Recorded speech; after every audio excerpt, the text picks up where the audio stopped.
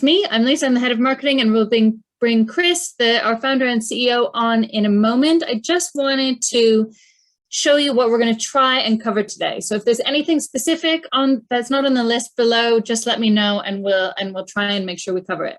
So we're going to be looking at uploading your text into the software, how to run real-time grammar checking, which is live as you're typing, how to run a summary report and all of the good stuff that is in that summary report that I'm sure you'll find really helpful.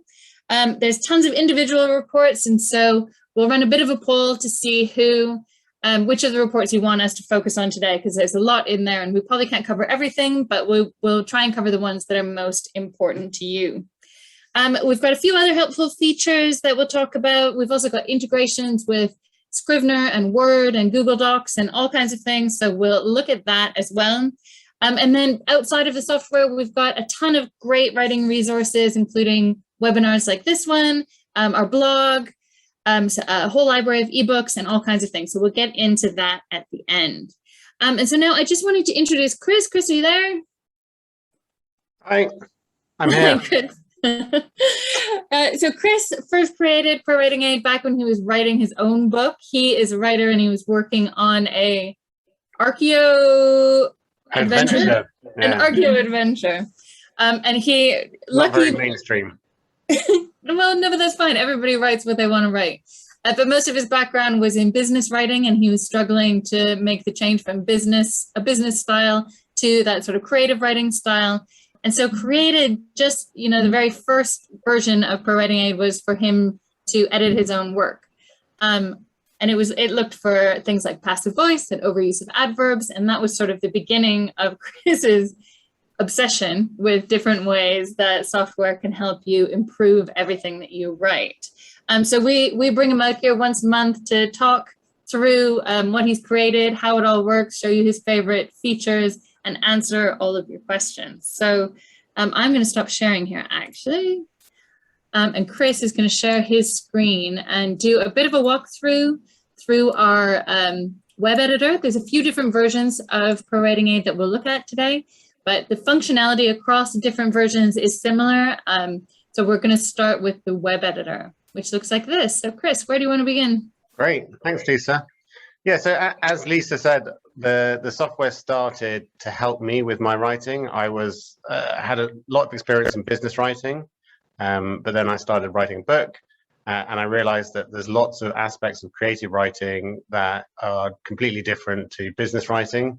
I spent a long time learning to become a good business writer, and I'd done that through the help of my colleagues giving me loads of feedback, my boss giving me loads of feedback, and spending a lot of time writing and revising things with the help of people. But when I started writing creatively, I didn't have anybody. I didn't have that support network. I didn't have people to give me feedback. All I had was the information I could read in books about creative writing, on the internet. But what I found really hard was to see how that applied to my own writing. Because you can read things in books, you can understand it at the time, but then by the time it comes to your writing, you've forgotten it, or you just don't see how it really applies. So I created ProWritingAid effectively as like an objective eye to keep me honest and to point out stupid things that I was doing with my own writing. And fundamentally, that's the idea of the product, is that it helps you to see your writing through the eyes of your reader, which I think is really difficult to do. And certainly, with products as well, right, it's very different to see how your product is perceived by your users, in the same way, writing is effectively a product, right? So what is it that your readers are looking for? What are they expecting? How do you meet those expectations? And then how does that end up being a successful piece of writing? So that applies to business writing, to creative writing, and to academic writing. So for instance, your teachers, if you're a student, they're looking for certain things when they're writing, when they're marking your essays. They're looking for a good structure with good use of transitions. They're looking for relevant language, the uses of analytical phrases, etc. Readers are looking for you to show them emotions, not tell them. They're looking for strong verbs. They're looking for pace. They're looking for gripping characters. And in business writing, people want clear and concise writing that conveys meaning without being bogged down by management speak and buzzwords. But it's often very hard, as a writer, to see your writing with that eye of the reader, and that's what we're trying to do with the product. And fundamentally, it's there to do that and to save you a lot of time. And many people rely on colleagues and friends and beta readers and other people to read their writing and give them that. ProWritingAid is that, but it's something that accompanies you with every paragraph that you're writing. So you don't need to, with a friend, you probably only have one opportunity to get feedback. With ProWritingAid, every change, every edit you make, you'll be getting feedback. And people often describe it as like a friendly voice that sits on their shoulder and points things out to them, or like a friend who helps them through the process. That's how I kind of like to think of ProWritingAid. So yeah, and I think there's two different levels of help that it gives. There's some quick fixes, like if you've written something and it has a grammar mistake, we'll flag that and we'll help you fix it. But what makes ProWritingAid really unique is that it has teaching at its core. And so if we flag a sentence that's written in passive voice and you don't know what passive voice is, there's always a little orange eye that will show you when we get into the software that has more information. So you can click that, there'll be a video explaining what passive voice is, there'll be a blog article that gives you tons of samples of passive voice and when it's okay, because it's okay sometimes, and when it's not okay, so that you as the writer can make that informed decision, learn as you go along, and then make fewer mistakes as you're going forward. So it's those two levels that we're going to look at as we're going through everything today. Yeah, and I think that learning aspect for me is really, really important, because writing is a skill like any other, and it's something that the more that you do it, the more that you practice, the better that you become.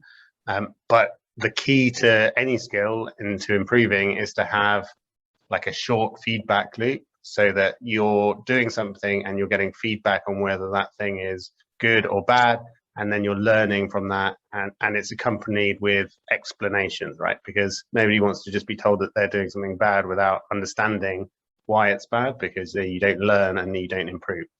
So what we're trying to do is shorten that feedback cycle so that you can learn and improve and become a better writer much faster. And that's why we commit a lot of time and resource and effort into making sure, as Lisa said, that everything that we're suggesting is accompanied by learning resources, so that you can dig into and understand exactly why we're saying what we're saying. And as well, you can choose to ignore it. I think that's an important thing as well, is like everything. Don't be afraid of the ignore button. Yeah, that's why it's there. Everything is there because it's advice, but once you become more experienced, then you know when to ignore advice, and that's the great thing. But you have to understand when to take advice and when not to take advice before you can properly ignore it. Yeah, and sometimes people ask us why we don't just have an accept all button just to make all of the changes that we'll suggest through the whole document. And that's not really what we're about. We're about helping you as the writer flag the things that might be problematic, figure out how to make them better, make the decision whether or not you have got it right, because sometimes our suggestions will be dependent on context and will be just right, but there's no accept all. This is to help you grow and to help you learn and develop your skills and make your writing as good as you can. So should we start at the beginning? Do you want to show everyone where they begin if they want to put their text into the software? Yeah, exactly. So this is our web editor. As Lisa said, we've got extensions. So we plug into as many writing environments as we can. So we plug into Microsoft Office on Mac and Windows. We plug into Google Docs. We plug into all of the browsers. We have a desktop app that opens projects with Scrivener, which is a product that's used by a lot of long form writers, which is highly recommended if you're writing anything over 100 pages or something. And what else? Oh, yeah, our desktop app also opens final draft files for people who are writing scripts and screenplays. So we really do try and integrate everywhere. I'm going to be using the web editor just because we have a very similar interface everywhere, and a lot of people start with the web editor. In the web editor, the first thing you probably want to do is either write, and you can just start typing, or you want to upload a document. So you can see here there's an opportunity to upload a document. Some people's natural inclination might be to copy and paste from wherever you are writing into the web editor and then copy and paste back. That can work, but generally speaking, you'll have some issues with formatting just because copying into a browser is never perfect. And then copying back into the program that you're using, everything is then going to change slightly again. So I would always recommend to upload your document. We support a wide range of document formats. And what that ensures is that when you then download your document again, what we do is we maintain all of your formatting. So we just apply the changes you make in the text editor to your original document, and any of the formatting that you had in your original document will be maintained, with the one caveat that you won't actually see that formatting in the editor here.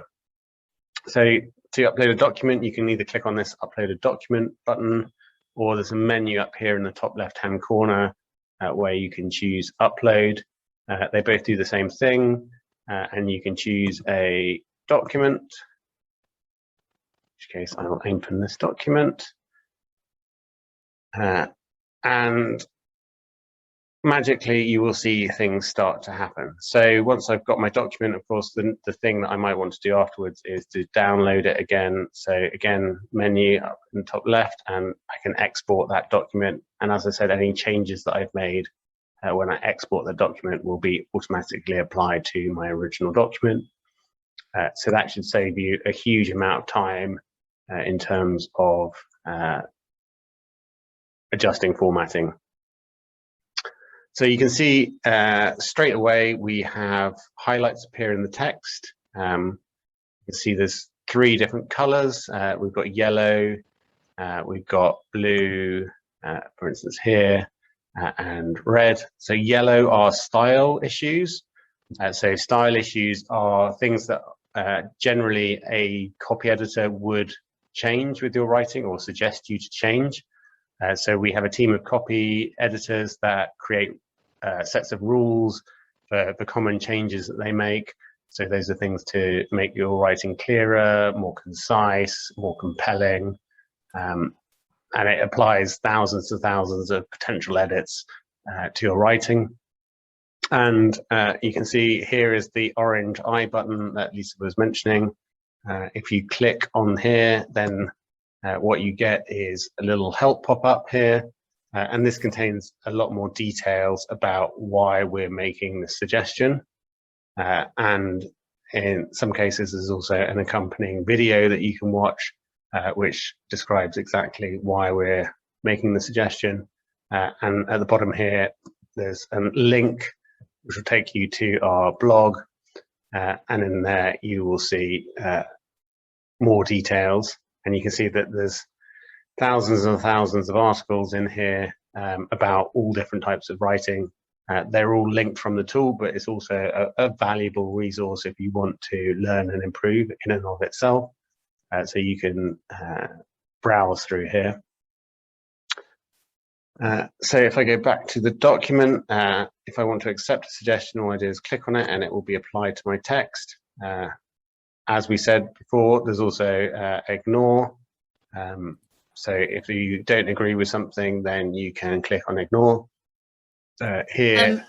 A couple of people have asked about the disable rule button there as well, just while you're in there. What happens when you disable a rule? Yes, so for instance, if there's a particular rule that you see often and you just really dislike it for some reason, then you can click disable rule.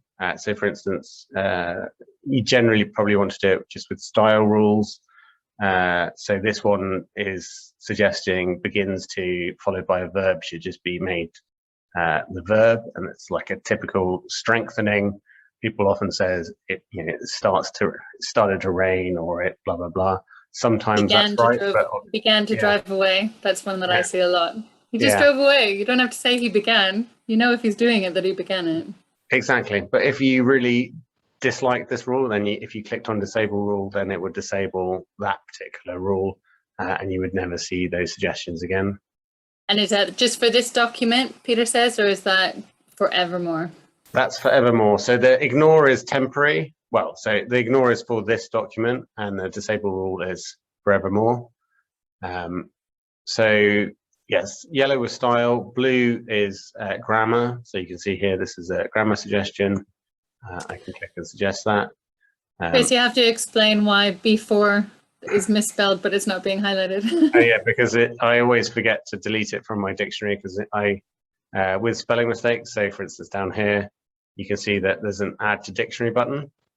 So if you do have a word that you're using, a made up word or a foreign word or character name or a fictional land that you've invented, or yes, then you can just add it to your dictionary and it will add it. So in a previous demo, I happened to add Beafuri, which is actually my made up language. And then every time I forget to disable it. Just so we're clear, Chris does know how to spell before. Yeah. So also you get things like comma splices. Some people might not know what a comma splice is. Again, there's a nice little resource here that helps you with that. And then obviously the red ones are the spelling mistakes. We do also have purple for passive voice. There isn't any passive voice in this one. And for the passive voice, we also help and generally try and rewrite it for you to make your life easier. So these are the highlights. And then you can also just go through those highlights in this sidebar of the improvements. So personally, I prefer to just go through the highlights in the actual document because you can see exactly where they are. And you don't have to move your eyes. But some people prefer to go through them in the sidebar, which is why we make the sidebar visible. But you can also just shut the sidebar if you don't want it, or open it. The sidebar also contains this goals concept. So this is something that's designed to help you understand what your reader is looking for and where you can improve and how you can compare to the best writing within your genre. So you can see here, you can actually set your genre or the document type. So this is set to historical fiction because it's a piece of historical fiction. Got various creative styles, including romance, science fiction. We've got lots of different business styles and different academic document types that you might be writing. What we do with the document type is we vary the goals. So for instance, some goals only really apply to certain document types. And we also vary the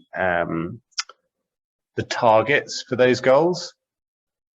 So a good example for this is here I've got a target sentence length.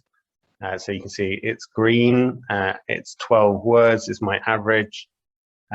You can see it's suggesting between 10 and 18 for this type of document. If I changed it to, for instance, romance, then my goals would all recalculate.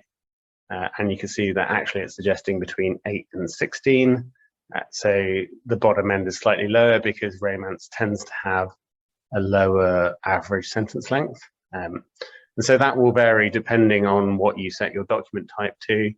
And what we've done there is we've taken a set of good example documents from each genre. So generally in creative writing, we've taken like best-selling books, and then we've run all of our algorithms against those books. We found what the average is and what the range is, and that allows us to give you a good benchmark. obviously, this is showing you what your reader is expecting, right? If a reader of a romance book, for instance, suddenly was encountering lots of really, really long sentences, then it's unlikely that they would engage with that. Because one of the nice things about romance is that the pace of the story, and shorter sentences tend to increase the pace of the story. Similarly, if you were doing scientific writing and you were just using lots of short sentences, then it might be difficult to make a good point. So the sentence length in academic writing tends to be longer. So yeah, you can see we have a variety of goals around sentence length, readability, sentence variety, and these will vary depending on the document that you're writing. So for instance, dialogue tags, the use of dialogue tags wouldn't appear if you weren't writing a creative document which would have dialogue in it. So it's important for you, if you're using these goals, to set your document type. We also vary the feedback that we give depending on what you set the document type to as well. So often you'll get different feedback. If you're writing, for instance, a business document, we'll highlight business jargon. If you're writing creative writing, then we highlight other things. So this is great. Shall we? I'm aware that we're 20 minutes in. Let's run first of all, let's show them how to turn off real time, because sometimes people just want to get in creative mode and they find real time slightly distracting. So you can just toggle it off and on if you want to focus on something, and then turn it back on when you're ready. Similarly, you can close that sidebar if you're in creative mode and you're trying to focus. We always recommend that when you upload a brand new document, whether it's a book or a business report or an essay or whatever, you run a summary report, because that really helps you zero in on the areas that are going to make the biggest impact on what you've got. And this is especially true if you're short on time and you're just trying to find those quick fixes that have the biggest impact. And then if you're ready to go really deep, the summary report does have a lot of depth to it so that you can focus in, specifically one day on dialogue. It'll tell you exactly how your stats line up there compared to published authors, and lets you figure out where you want to focus that day. So do you want to run a summary report? Yeah, so the summary report is up here on the toolbar next to real time. For those that didn't see, when I turned off real time, I just click on that and it goes off. And then if you want to turn it back on again, you just click on it again. The summary report is here and I just click on it. And what this does is it takes all of your text, it runs it, and you can see that it's giving you all of your goal scores here. So it breaks it down into things where you look great. So there's all the green things here, and areas where your document may need some work. So you can see, actually I've got some issues with quotes, some issues with dialogue tags, and some weak adverbs that need to be removed. So any of these, if I want to dig in, then I can click on them and it will take me to the section of the report. And here is where it gets kind of a bit geekier. So you can really, as Lisa said, you can dig into exactly how you compare. So what we do is, again, you can get more information. If you click here, that will take you to an article about it. If you don't know what weak adverbs are. And we show you how you compare to published writing. So in this case, I think I was set to romance. So it showed me how my use of weak adverbs compares to romance. I've used over twice as many as normal. And it also shows me compared to my favorite author. So this is a really great feature of the product where you can choose who your favorite author is. And we will then show you in the summary report in the charts how you compare to that particular author. So you can see. This looks slightly, this one makes me laugh a bit because it makes it look a little bit like you think Stephen King is a romantic author. Yeah. But because he's set his document type to romance, it's given you that middle bar. And then in your settings, we'll show you once we've gone through this a little bit where you can choose the author, and there's nearly 100 authors in there that you can choose from now. And we've tried to do a real cross-section of romance, crime, nonfiction, academic, all kinds of things. So hopefully there's something in that list that will be relevant to you. Someone has just asked if we can add Lee Child, and that's quite a good call. So I'll add that to our list of authors to add. But if there's anyone you're desperate to have in there, just get in touch. I am too, actually. Yes, so as you can see in here, there's lots of different visualizations for your document. And again, what we're trying to do is show you your document in a different way to how you would normally. So I think this, for me, the sentence length check is a really good way and a good example of how you can view your document in a different way. It's very unusual to look at your document by sentence length. And actually, it was very interesting because I was talking to an editor the other day, and I said, what piece of advice do you give to your clients and how to improve their writing? And one of the things she said was, do you actually write every single sentence on a separate line, right? And then at the end, delete all of the line breaks once you've finished. And so that way you can see how the length of each sentence compared to the previous ones. And I was like, oh, that's great, because that's basically what our sentence length check does without the hassle of having to write a sentence on. Yeah, that sounds like a lot of work. Yeah. So, but the reason that you want to see why you have different length sentences is because sentence variety is really important to making your work engaging. And so in the sentence length report, I will look for things where I have lots of long sentences in the same area, and that generally will mean that piece of the text is really dense and difficult to read. And I will look for lots of similar length sentences as well, and that means you kind of have a monotony in that area. One of the things people don't realize is that engaging text uses a variety of long sentences which engage and interest the reader, and then they're often separated by short and punchy sentences that give the reader, a breather and a chance to recover and before you get assaulted by another long sentence. So if you've got lots of long sentences all together, you're basically creating this dense forest that your reader has to fight their way through, and often they'll just give up and become disillusioned. I'm sure everyone has read a passage of text that just feels tedious because every sentence has 10 words, and then here's 10 more words, and here's 10 more words. And you need that music, you need that ebbing and flowing of sentences just to keep the brain engaged. This is one of my favorite ones because I just never knew that it was a thing, and now I run it on everything, and it makes such a difference if I have lots of long sentences in a row and just go into the middle and chop one in half. So I have a couple short ones in there just to add a bit of pace to it, and it makes a massive difference. Yeah, and it's incredibly difficult to do if you don't have visualization. Yeah. And in fact, when we can have a look, we've got a sentence length report, and in that you get in the sidebar all a chart with all of the sentences, and you can just click on the particular sentence to go to it, so you can easily find the long ones and chop them up.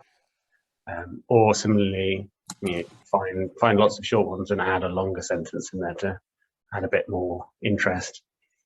So again, this is sentence length distributions. So again, you can see how you can compare to different writing. So you can see, for instance, in my piece, I've used fewer sentences of under 10 words by a fair amount than romance would. So again, harking to that thing of romance using shorter sentences. Stephen King also uses shorter sentences, but not quite as many as the average for romance. So I can say, well, for this piece of writing, or for me personally, I need to start using a few more shorter sentences, and I can see that where I'm using more is in this kind of 10 to 19 word category, maybe slightly more in the 20 to 29. And actually, I haven't got any in the longer than that, which is probably pretty good. Stephen King seems to like to throw in quite a few longer sentences from time to time. It can add a little bit of interest. So this is the summary report. A lot of these goals are, all of the goals here are in the sidebar, but you just get a lot more information here. So as Lisa said earlier, it's a really great place to start if you've got a bigger piece of writing, or if you really want to understand which areas of your writing to focus on to improve. Have a look at this. Look at the ones that are orange. So that means that they're significantly different from the benchmark or the norm for your genre. And then you can start to read articles and understand why they're different. And then you can start to make changes to improve. Okay, great. I feel like the summary report is what's useful in there is going to be a bit different for everybody based on your own writing bad habits. So I would just dig in there, go and see where your scores could use some improvement, and run the reports and see where you're at. That's the best way to get started. I have a couple of just practical questions about uploading text in the way, because you had talked about that earlier. I've got someone who wants to know how they save a document once they've started editing. Yep. So again, here there's a save button, and you can save as to make a copy. So then it'll be saved in your documents, and you'll have a whole document list there that you can open from anywhere. Yeah, so there's a documents list down here, which opens up, and then you've got all of your documents. So you can see it's all my sample text because I uploaded it so many times now. But we don't save your text unless you ask us to, and then we have an autosave that turns on. But I know not everyone wants to save their writing up into servers, and that's fine. Our security is super tight, and nobody on our team ever looks at anything that you upload. So there's no worry there in terms of security. That's a very good point, is that we never save anything unless you explicitly click on this menu and click on save, and we don't use any of your text for anything other than to give you feedback through the tool. Be very careful. There are some other products that have a less strict approach to security. Tactful. What was the other one? Oh, a couple questions about what's the best length of documents to upload? Is there a maximum, and is there a minimum amount to get good stats across? So you can start to get good stats with probably any document over 500 words, I would say. It really depends on how you want to work. I think if you're writing a bigger document, then you need to work on it in chunks, because you're never going to be able to edit the entire document in one sitting. So I would say work on it in the size of chunk that you feel like you can handle at that time, and then work through that, finish it, and then move on to the next one. For a lot of people, that's a chapter or 2 chapters or 3 chapters. And again, it will vary. We have a lot of users who actually go through a series of revisions with ProWritingAid. So they'll use it 2 or 3 times within their writing process. And obviously, the further you get along through the writing process, the more advice you'll already taken, the better the state of the document will be. And so the more that you can edit in one sitting, because there'll be fewer suggestions and less work needed to be done. But you can upload really large documents. Some people upload their entire manuscript if they're writing a book, and then you can highlight sections and run the reports. And if you've highlighted before you run a report, it will just give you corrections on that chunk of text. Similarly, if you upload a really large document, is it in the web editor as well, or just the desktop that breaks it into smaller bits? In the web editor. So if in Microsoft Office you've, excuse me, you have added chapter titles with headings in Microsoft Office, then when you import it, what we'll do is we'll break it. It breaks it down into the different chapters, so you can easily edit individual chapters, and that makes it a lot easier because again, you're not copying back and forth all of the time, and you can just work on one chapter and then work on the next one, and at the end you can just export the whole document and be happy. There's a couple of questions about formatting. So if you are copying and pasting into the web editor, we mentioned this before, we do sometimes have issues with formatting when you export it again.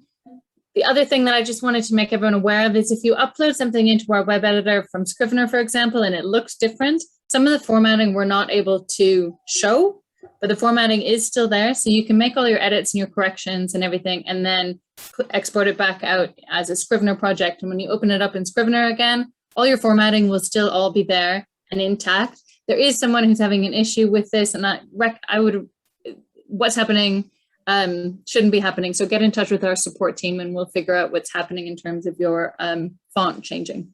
But as a general rule with almost everybody, as long as you do the work and export it into the same document that you, or into the same format that you uploaded it, then all of your formatting should be fine. But are they using Scrivener? Are they using the web editor or the desktop app?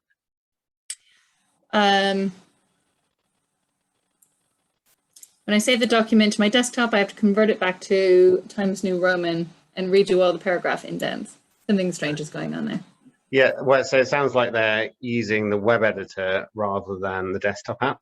So this allows me to quickly segue into our desktop application. So I've got that open here.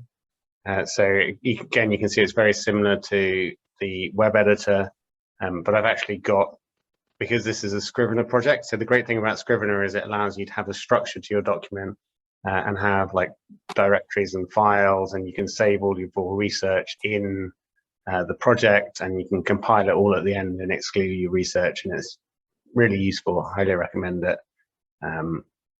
We don't get any money from them. I just like it. But we integrate, so we open up the Scrivener project here. And what we're doing here is we're opening their files, we're showing you the text here, and then when it's finished, it saves it back to the original file. So if you're working in Scrivener, you need to use the desktop app rather than the web editor if you want to maintain your formatting. From the message that you sent about saving it back to your desktop, it sounds like you're using the web editor, and that might cause you some issues. Do you want to have a quick look at how Word looks different just while we're here, and then we'll run a report and we'll run a poll and see what reports they want us to look at. We got Word open. Why don't you run the report and I'll open Word as we do it. Okay. So my poll here says, "What's your favorite ProWritingAid report?" But what I actually want to know is which report do you want us to do a bit of a demo on?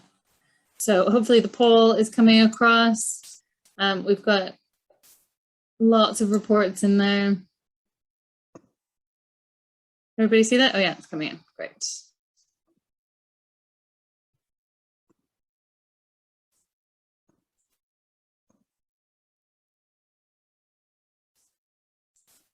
Ooh, lots of people going for sticky sentences. That's my favorite. I'm always silently cheering for sticky sentences.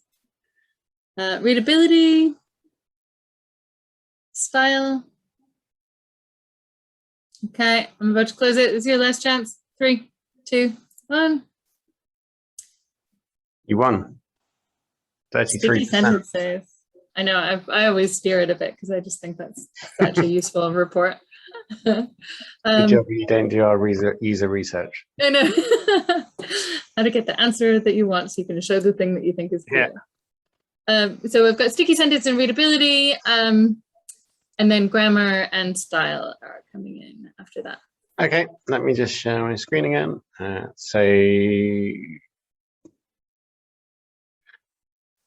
Yes, so here's the word add-in, which I just loaded up. You get ProWritingAid on the toolbar, and you can see a very similar set of reports along here with the real time and the summary on the left. So you can just fire up real time here, and you can see again very, very similar. You get the improvements and the goals here.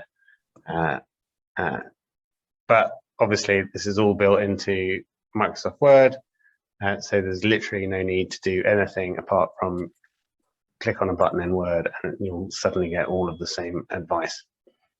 Yeah, that's one of the good things about Word. There's no uploading, there's no exporting or anything. It just works right within the platform, because we know that a lot of you use that, and so we're trying to make it as easy as possible. Yep. So that's the desktop app. So let me go back to here. So yes, along here, basically a lot of these reports relate to the goals. So for instance, we had one about sentence length here, which I mentioned earlier. I'll just run that quickly. It shows you all of your different sentence lengths, and you can see there's a chart of all of your sentences, and you can click and it takes you to that sentence within your text. So you can easily find like really long sentences. Like I had a colleague who always used to write sort of 70-word sentences. And you can then... Was it me? Because that's me. No, long time ago. Sticky. Yes, so Sticky is one of our most popular reports. A lot of you might go, well, what on earth is a sticky sentence? Sticky sentence is one that has lots of glue words.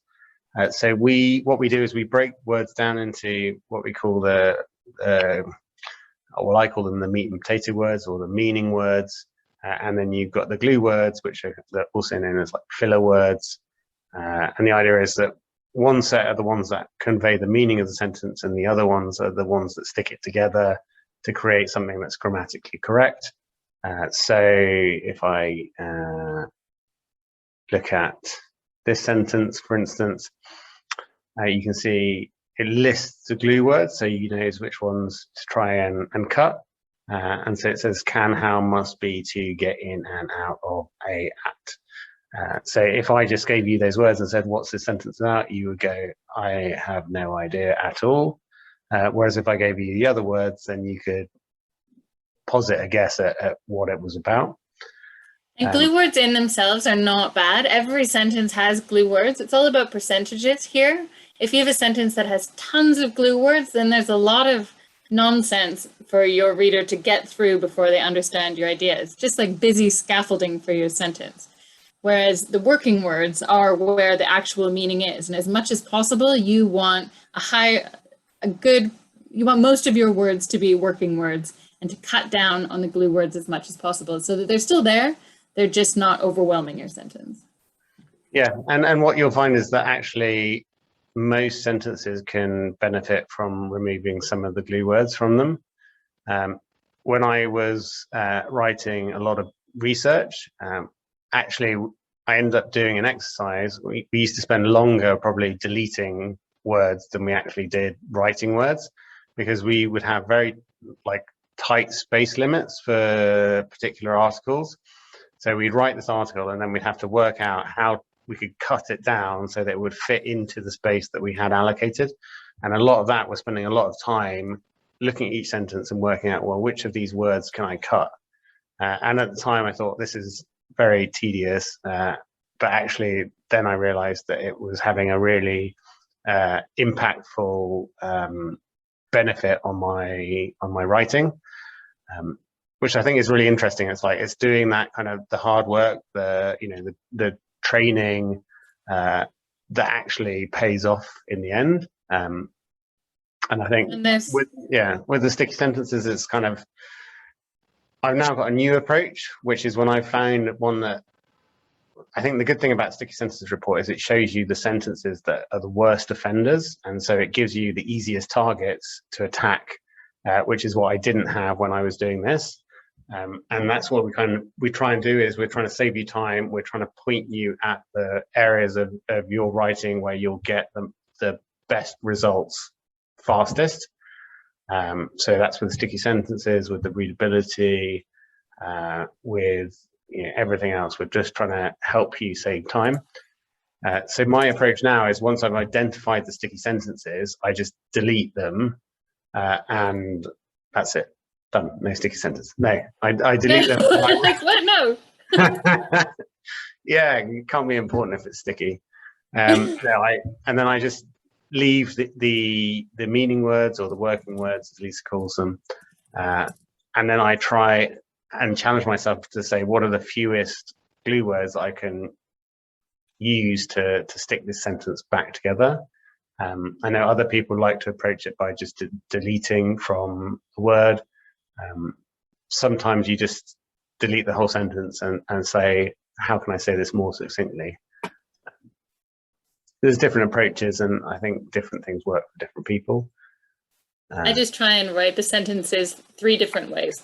So if there's a sentence here and I'm trying to say it, I force myself to write it 3 times, and often the best one will be the 3rd one, because first time I'll sort of rewrite it and just a little bit, and then I'll step back and I'll just totally reconceptualize it and start again. And I mean, almost all the time I can easily get rid of 3 or 4 glue words and make it more concise. I just think of it as a flag. Like, this sentence might be awkward. It might be meandering. So this is a challenge for you to go back and figure out how to make this sentence better. And if you click the I there again, that we've got a whole article that has all the different ways that your sentence might be sticky. Maybe you're trying to fit in too many ideas into one sentence. Maybe you've put the back of the sentence, you've put it the wrong way around and put the important stuff at the end instead of at the front. And so you've had to have all these sort of explainer directional glue words in the middle. Yeah, you've backloaded it. These are some of the things that you can look for when you're rewriting them. Have you included stuff that just doesn't matter? And then just start again. See if you can make it better. It's pretty good at finding those sentences that just are awkward and so that you can make it better. Yes, I think this is a great example, right, of where there's a lot of resources that we provide to support you. So it explains it all. It gives you examples of sticky sentences. It shows you how you might rewrite that sentence to reduce the glue score, for instance, halve it in this case, while still maintaining the meaning. And I think it's one of those things, again, it's about practice. The more you practice, the better you'll get. The better you'll get, the faster you become, and the easier it becomes. And actually, you'll find you're making fewer things that you need to correct as you become better. Okay, we've got 10 minutes left. We're running. Chris could talk about all of these things all day long. Let's get back. Let's run a, shall we say, style report? Yeah, I mean, the style report, again, includes all of the readability enhancements, the style ones. We look at things like adverbs, and we give you passive index. A lot of this is included within the real time, but some people like to run it. This won't update as you type, so you can just fix it or delete things or whatever, and it won't change. This is where you'll find those really specific changes that have been input by our team of copy editors. Because as they're actually editing other people's work professionally, when they come across something and think, oh yeah, people are always writing slowly about things. Is there some advice that we can give when we see this a lot? Or like the begins to rise one? That's something that they see a lot, talking to our copy editors. They're constantly, people are saying that somebody started to do something when it's clear they started it because they're doing it. And so this is an easy fix that can be flagged. And so a lot of the rules in here, these readability enhancements, have been added by our professional editor team. Yeah, and so actually as well, if there are particular bugbears that you have or things that you do, and we're not flagging them, or for instance, you have some kind of company style guide or your own style guide or certain rules that you have to follow for accessibility or whatever reason, you can actually create your own rules as well. So we include like a comprehensive style guide, which allows you to create your own rules where you can match certain patterns of words, and you can then suggest things as well. So you can do that just for yourself, or you can do it for an entire team of people, and you can share a style guide between all of you. The one that I always think of is one of the bugbears of a certain university that I won't mention can't stand when they're called such and such university. They really want to be the university of such and such.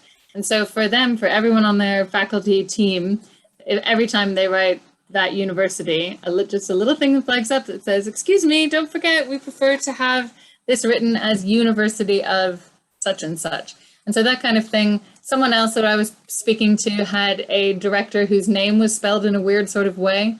And so a little flag came up that said, did you mean David Patterson instead of David Patterson? And that's a really easy thing for us to add in and for anyone to add in, so that it's really personalized for you and for your company if you're using it sort of across a team. Do you want to have a quick look in the settings section, Chris? I've just got a couple questions about setting your preferred author and for using dialogue. Yeah, I've got an awful lot in mind. Oh, yeah. Yeah. You need a dummy one. My settings isn't a good one, but I need to remove all of that.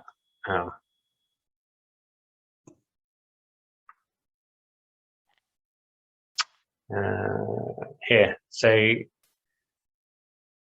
in here you can set your favorite author. So there's a list here. Maybe I'll change my favorite author for a different. Maybe I'll go for Margaret. The next MA. Yeah, so as Lisa said, there's a large set of different authors. Everybody from like business writers like Simon Sinek, Seth Godin, to Margaret Atwood, Stieg Larsson. Maybe we go for Owen Colfer. And a couple questions in there about whether or not you can stop the tool from looking at dialogue if you're writing something that that is written in a specific way with purposeful suggestions. Yeah, so I think dialogue is always a tricky one because you want to find some grammar mistakes, but you don't want to find other grammar mistakes. So, for instance, when you're writing a character who uses or talks using particular grammatical quirks, you want to ignore those. But if you have a character that speaks normally and you've made a grammar mistake, you want to find that. It's a tricky problem, and often you find that actually you only use that grammatical quirk a few times, and that's why we provide the ignore. So if you do write a sentence where it says like he were there, then you can just ignore it and you'll never see that suggestion ever again. Yeah, we do for some things. So for instance, like adverbs, here's a good example. We show you how many you've used in dialogue and outside of dialogue, because you can be a bit more lax when it's inside dialogue because you're trying to emulate how people would talk. Although I would say you'd still benefit from using punchier verbs and avoiding adverbs, even in dialogue.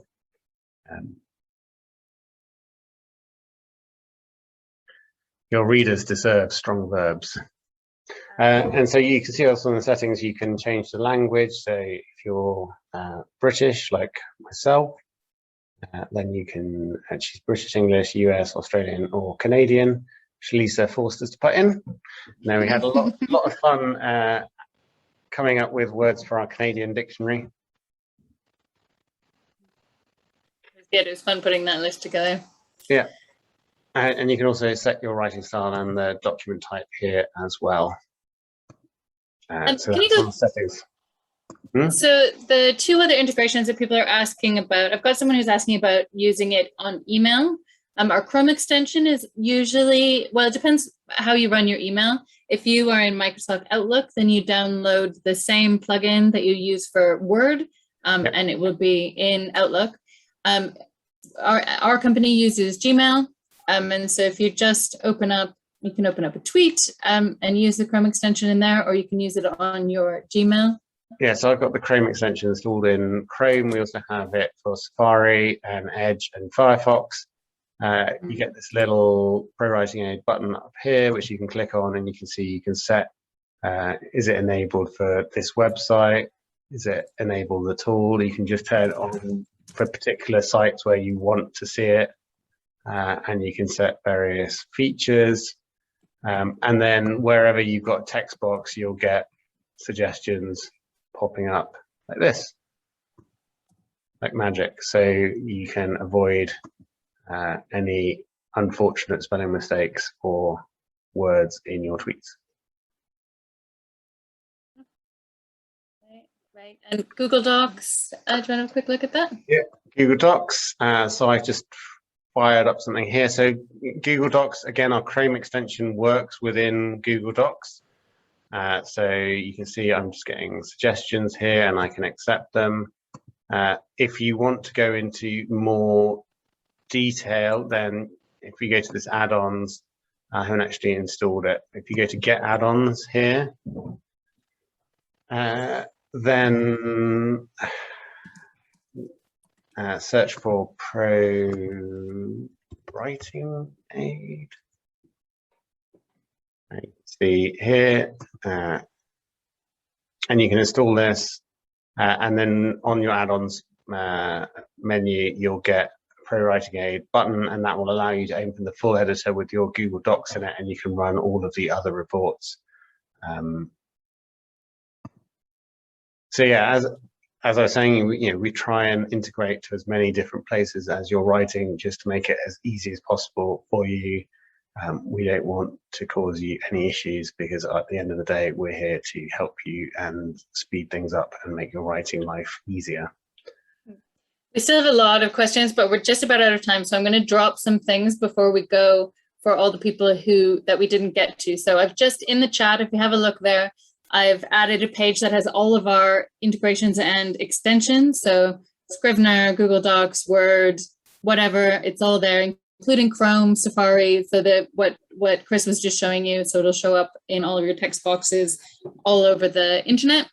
I've also dropped a link to our YouTube channel, where our content team has been making tons of helpful videos there to help you learn how everything works. It should answer a lot of your questions and show you exactly what you should see on the videos. If you go to our homepage, like Chris is showing you here, and click the Learn button, we have a blog there that has, I think we're at nearly 2,000 articles all about writing, and they're both about ProWritingAid.